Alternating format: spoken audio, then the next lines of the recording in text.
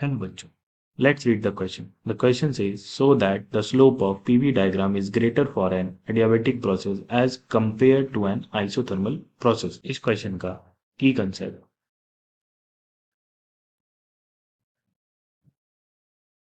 Graph P versus V का है। तो हम पहले आइसोथर्मल प्रोसेस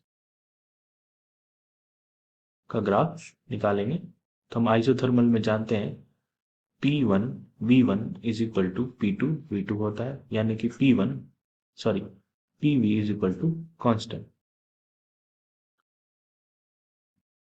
तो हम यहाँ पे differentiate with respect to dV, तो हमें आएगा ये v dp by dv plus p is equal to, ये कांस्टेंट है, उसका डिफरेंशिएट करेंगे तो वो 0 आएगा।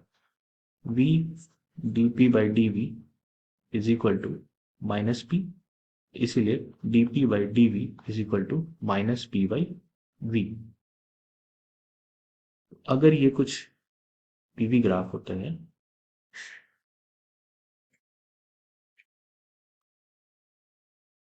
तो हम इसे लिख सकते हैं, this is equal to slope of isothermal process. हम अभी ग्राफ को ऐसे ही रहने देते हैं। अब पहले हम एडियाबैटिक को बनाते हैं। अब हम यहाँ एडियाबैटिक प्रोसेस लिखते हैं।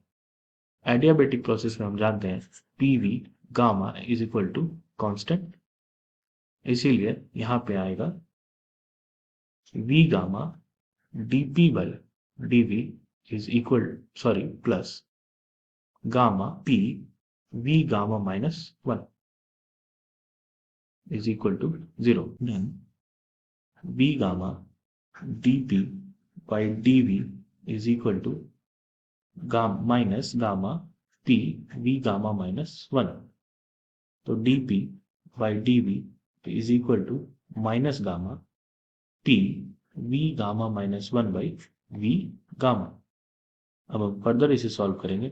dp by dv is equal to minus gamma into P v gamma minus 1 minus gamma, तो ये कैंसिल हो गया।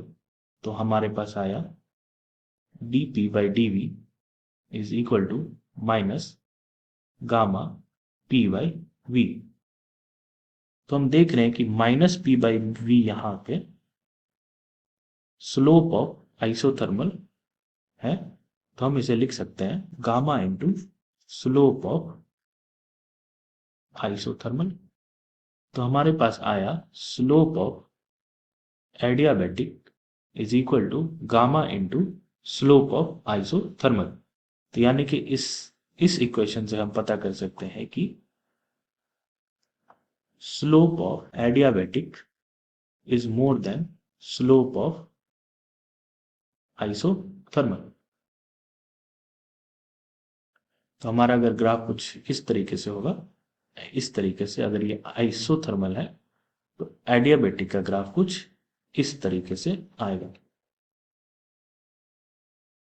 आइसोथर्मल। तो इसमें अगर हम डॉटेड लाइन से देखें तो थोड़ा ऐसे इस तरीके से आइसोथर्मल का ग्राफ होगा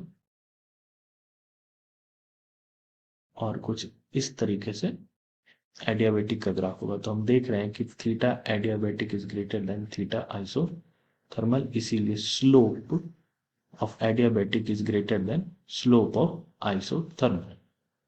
तो इस क्वेश्चन का सही आंसर आएगा slope of adiabatic is greater than slope of isothermal. Hope you understood it well. Best of luck.